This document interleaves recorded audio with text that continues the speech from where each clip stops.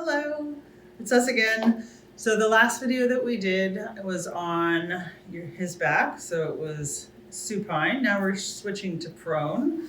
And we're going to work on how you extend the spine without over hyperextending the lower spine. And then we'll add an arm and a leg pattern as well, going through the hip and shoulder differentiation that I talked about in the last video.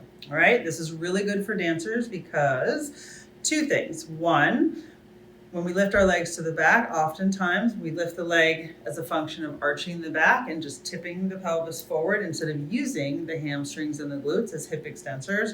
And also for extension, most dancers are pretty flexible, and you don't want to overuse your flexibility to make shapes, because the more you arch without supporting every segment of the spine, the load goes right into your lower back, which if you're young, that might be fine, but as you get older, you want your dance career to extend a nice long time. And if you do it that way, it's not going to happen. You're going to get injured. That's how everyone our age found Pilates, was because we got injured. We're trying to preempt that by giving you the tools now so that you're staying stronger and you don't have to suffer the injuries that we all had. Okay, so we're going to start lying on your stomach, and remember, neutral pelvic position, hip points and pubic bone are parallel to the floor. Well, now you can feel them against the floor, right? And to keep the pubic bone anchored down, you just think of taking your tail and just gently driving it under. The legs are parallel, heels are in line with the sit bones, just to work against your turnout, not to reduce your turnout, but just to create balance and symmetry. And then his forearms are going to be by his side.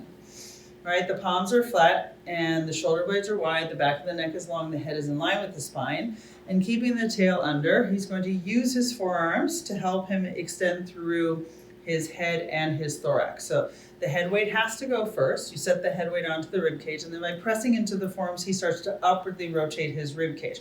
Not so high as to lift the lowest front rib off the floor, and in fact, push that lowest front rib down to send the sternum and heart a little bit more forward and up. That's going to be your arabesque versus just arching and collapsing, right? And then lower slowly back down.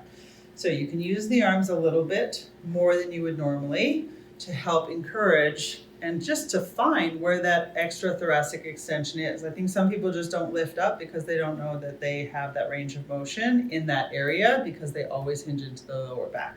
And then lower all the way back down. All right, so press into your forearms, extend the upper spine. And now drawing in the abdomen as you exhale, he's going to lift his forearms off the mat. So now his spinal extensors have to hold him there. And through that exhalation, he lowers the shape all the way down. Let's do that one more time. So press into your forearms, extend the upper spine. Exhale, tail under, stomach in, lift, and then lower all the way back down. Now we're going to add some shoulder differentiation. So press into the forearms, extend the upper spine. As you exhale, connect the ribs, belly button in, lift the forearms off. Now this is your new starting position, so you're going to inhale here. As he exhales, he's going to reach his right arm overhead without the shoulder shrugging. Inhale, pull your elbow back. Exhale to extend the left elbow, and inhale. One more time each arm. So as your right arm goes out, you do want to make sure you're not side bending. So keep both sides of the waist nice and long. Exhale, reach left, and inhale. Let's go both arms, and breathe out. Inhale back. And really, really try hard as you reach the arms forward not to drop back. Really try, Oliver. And one more time. And breathe out. And inhale. And then he's going to lower all the way back down. Let's rest your head, your forehead on your hands.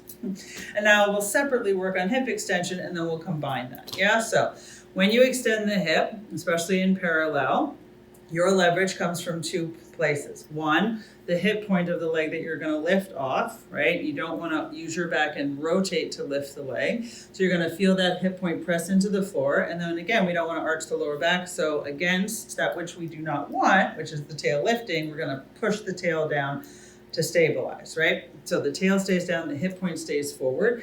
And as he exhales, he's going to lift his right leg off the floor as high as he can, right? Without rotating the hips, and then lower back down, other side. Breathe out left, and then inhale back. One more time each side, exhale. So you can turn this into an exercise in and of itself. Lift and lower, holding 3 counts. Lift and lower, holding 1 count. And good. All right, so now we're going to combine those. So open the forearms again. Take a breath in as you press into. As you exhale, lift the forearms off without dropping the torso. Take a breath in, and as he exhales, he's going to reach his right arm overhead and lift his opposite leg. So right arm, left leg, and then inhale. for many reasons. Left and right. And breathe in, brain and body. Exhale, right and left. Inhale back and breathe out. Good. Now both arms, both legs without rocking. So pressure if you go down, lift the thighs, pull the elbows back, don't lift the torso any higher. 3 more times and breathe out. And inhale, good. And fingers up, shoulder blades down. Inhale 1 more time and exhale, stay on. Let's do swimming and go. 8, 7, I'll count faster. 6, 5, 4, 3, 2, and 1. Good. Oh, okay, fancy. Sit back over your heels, stretch your back.